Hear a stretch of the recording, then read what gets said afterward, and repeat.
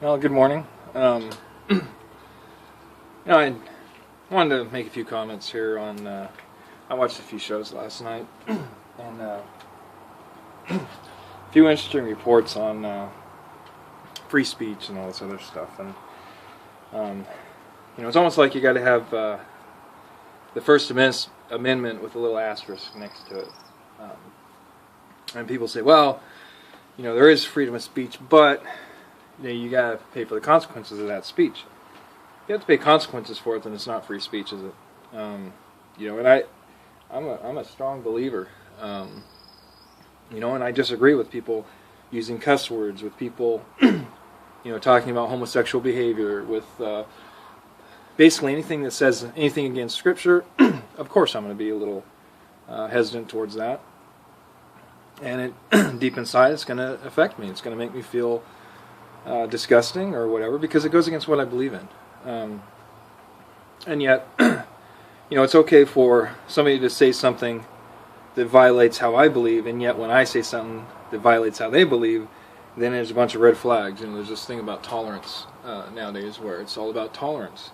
You got to tolerate other people. Well, tolerate doesn't sound like a very good term. I mean, you tolerate them, but that doesn't mean you want to.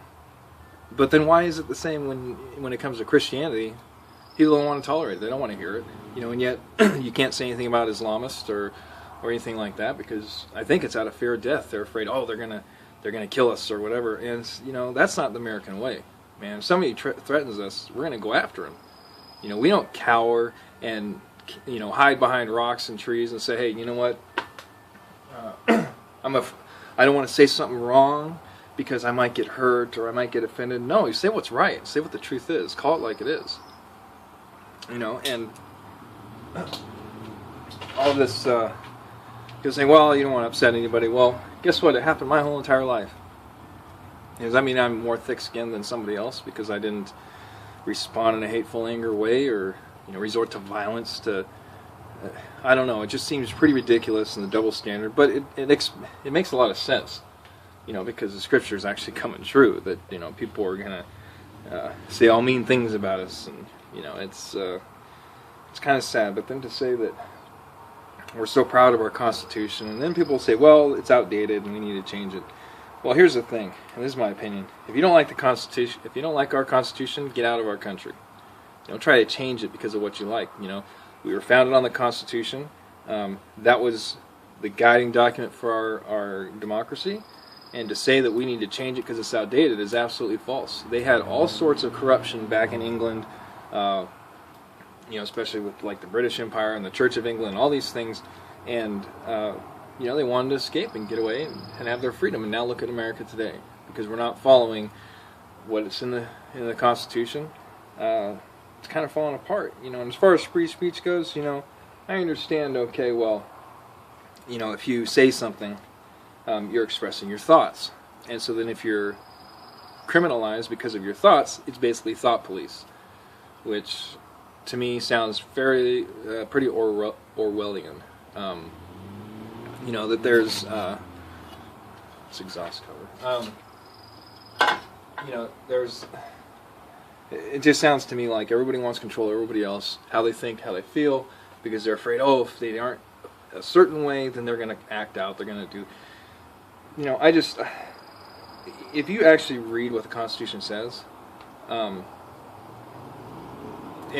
look at how the things are today, it's like, it's not even the same as what the Constitution was.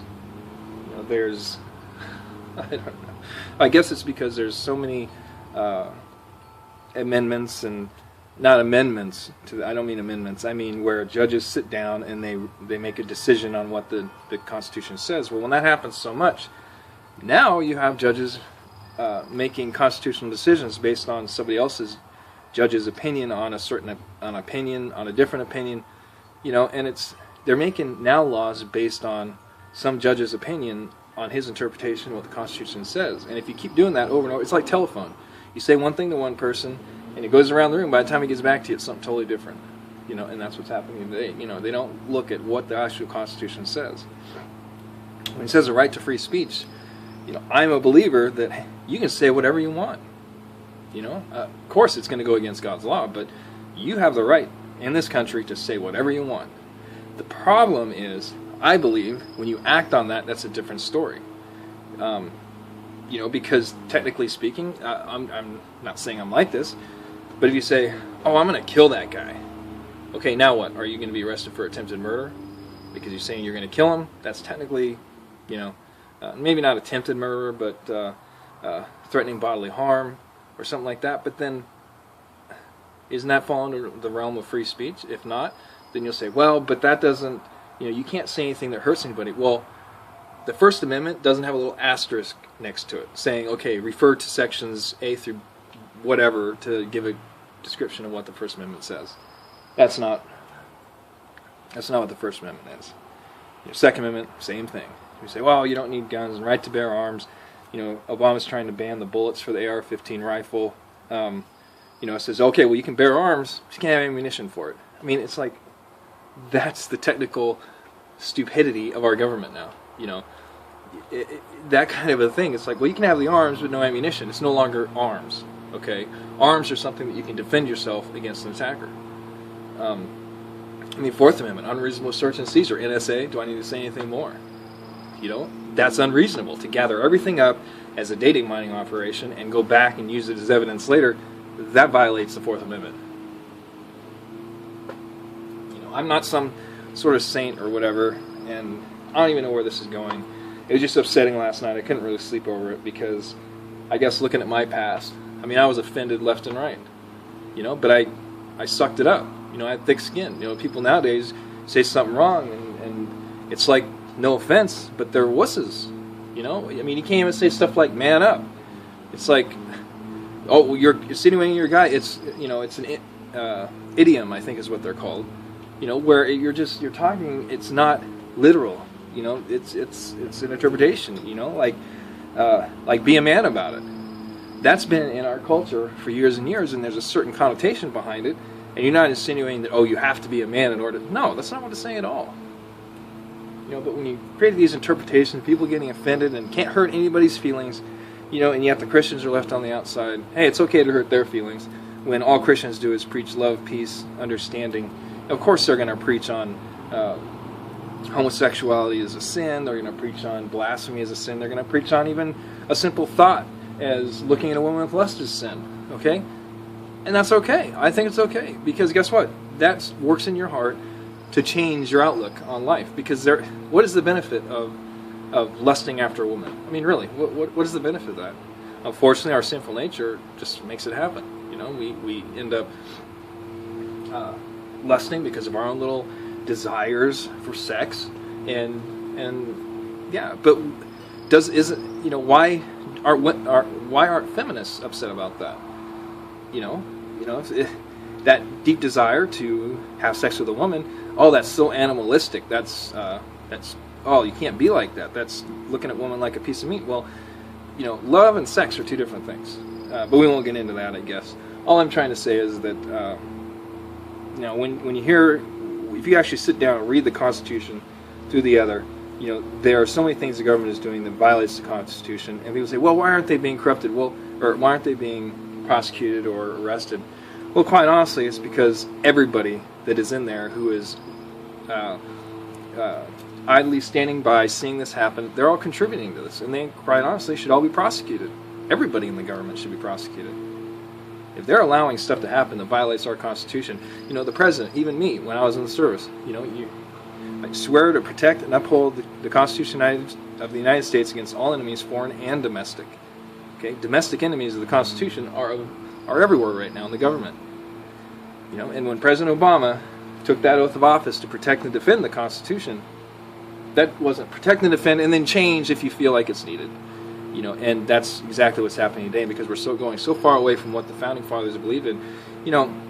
Freedom of religion is a good example. It's freedom of, not freedom from. And by the way, it's not saying you can't have freedom, you can't have religion in government. It just says the government cannot establish a religion. So just because you have a prayer in a meeting has nothing to do with, oh, we're establishing a form of religion. That's the kind of technocracy, I guess is what you want to call it, of how it is today. And we need to go back to the roots. We need to look at what does the Constitution actually say, and abide by that. Because I'm a personal believer that if you do not directly hurt anybody else, what's wrong with that? If it falls in line with the Constitution, there's nothing wrong with that. If you don't, directly assault somebody, you don't directly cause something to happen to somebody else, because I've made mistakes in my past, but the thing is that it wasn't like, how you say it? It wasn't like I was going after a specific person. That's the whole problem. It's when you look at that and you say, well, I've done some things in the past, but I never really hurt anybody. But yet, then why is the government coming after you? Like you hurt the government? Well, it's a crime against the state, which goes back to Nazism, Stalin. All these other countries, even the Roman Empire. They have laws, and you violate them, you violate the state. Instead of it being persons against person, now it's person against the state. So it's just totally backwards from how our founding fathers believed it should be, and we need to get back to our roots. And some of these people are getting wise to this fact, and they're not going to let people just walk all over them. I'm sorry, this is America. It's America, and here we're into freedom, we're into expression, we're into, yes, of course we got to be tolerant of people, but at the same time, you can't be tolerant and say you have to be tolerant with me, but then not be tolerant with you, if that makes any sense. If somebody wants me to be tolerant of their Muslim beliefs, which I've had friends that have been Muslim before and never had any problems at all. They knew I was a Christian, and hey, we had a great friendship, great working relationship. It was great. He has his beliefs, I have my beliefs. It's just like, I have a favorite color is blue. Some people like red. I'm not going to argue, say, well, blue is the. It's like stupid. You can't change somebody's mind by arguing with them.